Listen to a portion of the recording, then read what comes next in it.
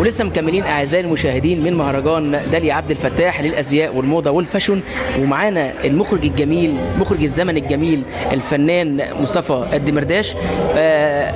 احنا بنحييك النهارده من المهرجان ونقول لك نورتنا يا فندم، وانت كنت متالق جدا النهارده في وسط الاجواء الجميله. ربنا يخليك، ده انتوا اللي نورتوني، ودائما الصحه والجمال منور الدنيا والله. احنا اللي بنشكرك يا فندم وسعداء بيك اول النهارده في المهرجان. ربنا يخليك يا حبيبي. كلمنا بقى يا فندم على المهرجان النهارده والعروضات الجميله والازياء والفاشون.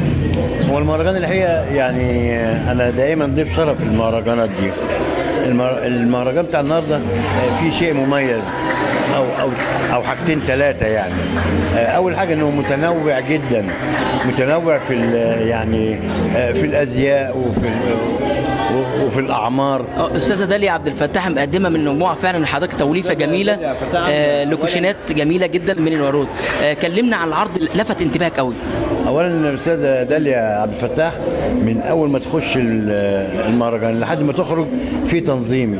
انا بيهمني قوي التنظيم، ويهمني الاداره والقياده. الحقيقه ده واضح قوي في طبعا مخرج بقى يا فندم. لا دي حقيقه والله. طبعا يا فندم. هم قدموا طبعا اكتر من مجموعه متنوعه. تمام. عجبني المجموعه الفرعونيه، عجبني المجموعه المصريه. تمام.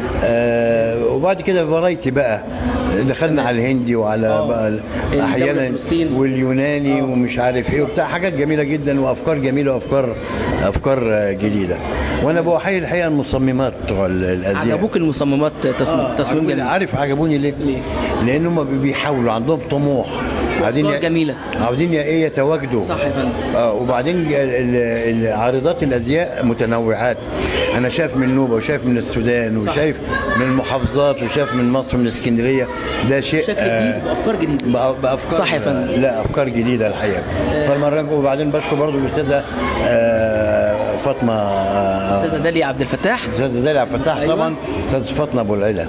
تمام. اللي هي المنسقه والمنظمه لهذا. استاذه فاطمه طبعا. الحقيقه عامله مجهود شغل جامد قوي يعني، وراحه جايه يعني. دينامو لا بصراحه المهرجان. والمهرجان في ضيوف جمال يعني، فنانات جميله حضروا النهارده المهرجان. الفنانه الكبيره نهال عنبر، والفنانه الكبيره مروه عبد المنعم، وحضرتك طبعا. الله يخليك. وسعدت بيهم جدا يعني. احنا سعداء بك يا فندم، ربنا يخليك. شرفتنا ونورتنا. نتمنى ونورت الصحه والتوفيق يعني. اشكرك يا استاذ مصطفى. شكرا.